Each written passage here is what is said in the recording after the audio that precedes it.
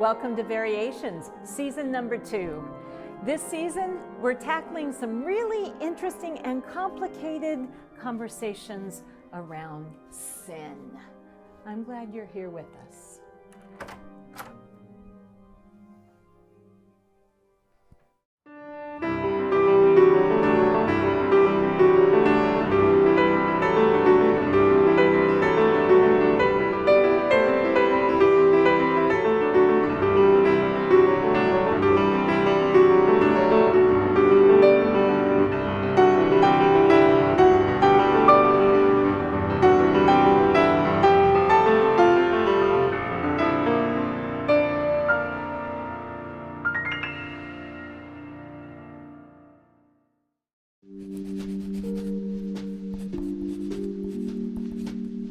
A letter to an old friend. It's been some time since we last checked in. Reflective I've been, remembering when as kids, we agreed to an avoidance list.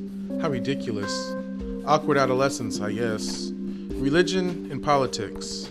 And we stuck to it, never discussing this. But get this, I can now see and I think you were blinded by your learned theology, God-fearing only in appearance, overlooking the lived experience, failing to see the divine imagery in others, he, she, they, we, even me.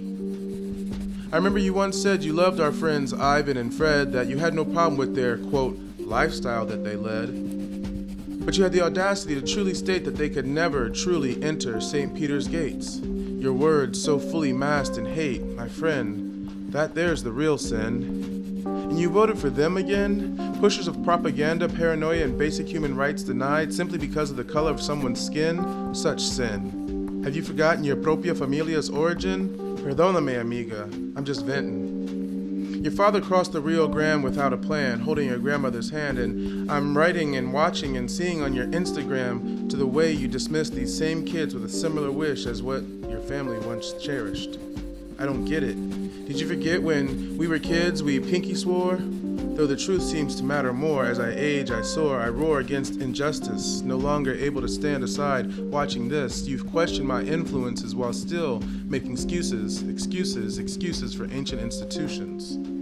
Your heart once upon a time shined, beamed with pride, and now it seems you've chosen to hide, blending into the crowd, no longer standing for what is right, but more for what's, well, good night.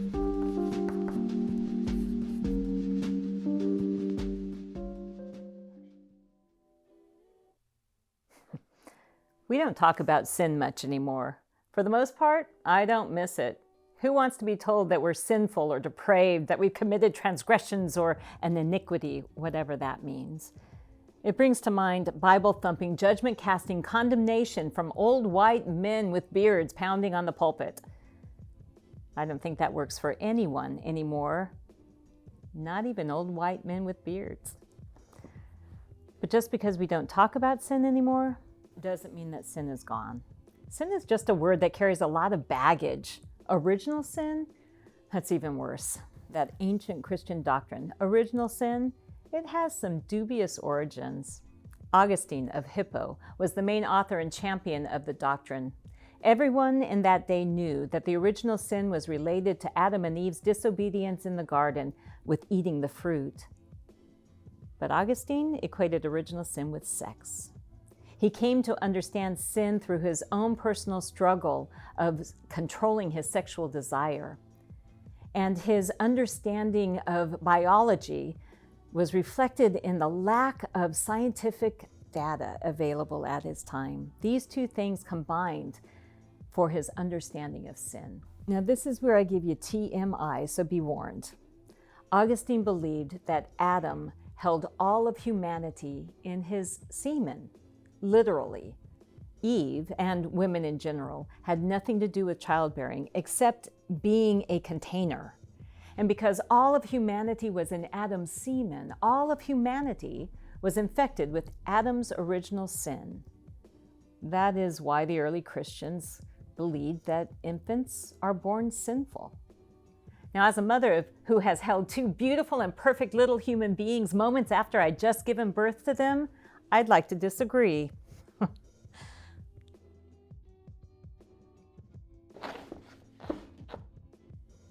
People throughout Christian history have considered whether or not the doctrine of original sin was still relevant. The conclusion? Yes. And there is still value in the doctrine. That is because at its very basic level, the doctrine of original sin asserts that all of humanity are born into situations without their consent that implicate them in acts of sinfulness. Let me say that again. Original sin asserts that all of humanity is born into situations without their consent that implicate them in acts of sinfulness. Can you hear in this statement the connection between an individual and the world into which they are born, the society, the cultural norms, the institutions? Consider children born in the South during the 17th and 18th century. Some were white, born into a family that lived on a plantation and bought and sold black people who were enslaved. It was culturally accepted, normalized. Now, it's easy to say slavery is a sin. But back then, that was not the prevalent idea or belief. Institutions can create a magnified expression of individual sin.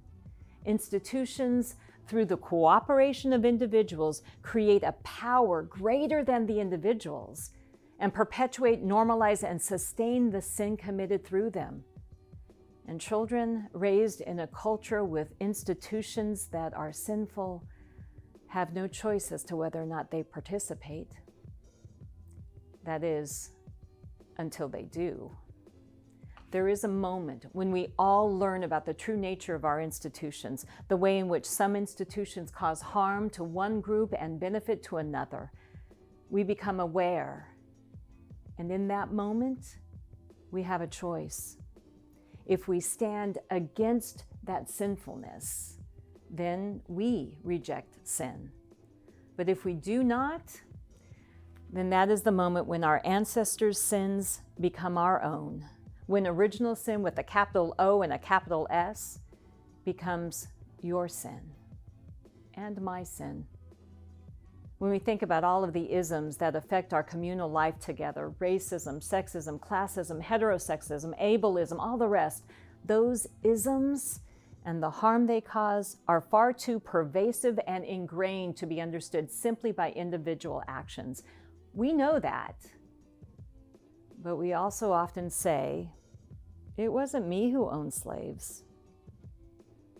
If we do not understand and own our participation in institutions that cause harm, that are sinful, then we will never understand our agency within them, our power that we have to change those institutions. Institutions are stubborn, to be sure, but just as the evil that institutions cause is stronger than the individual act, so too is the good that is done by individuals coming together to do good. Together, we create a power that is stronger than any one of us alone.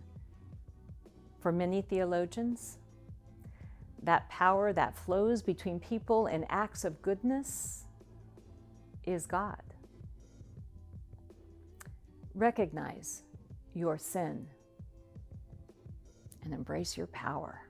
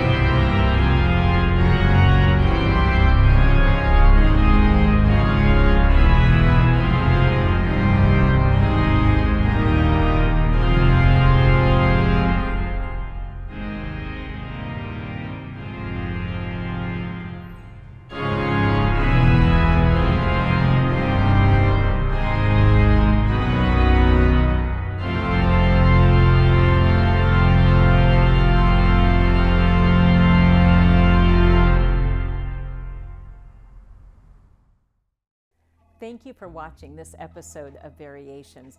I hope you have been inspired through our words, our images, and the sounds you have heard. If you did enjoy this episode, like us, subscribe, share it with a friend, and in the comments below, let us know, what are your questions around sin? We'll see you next time.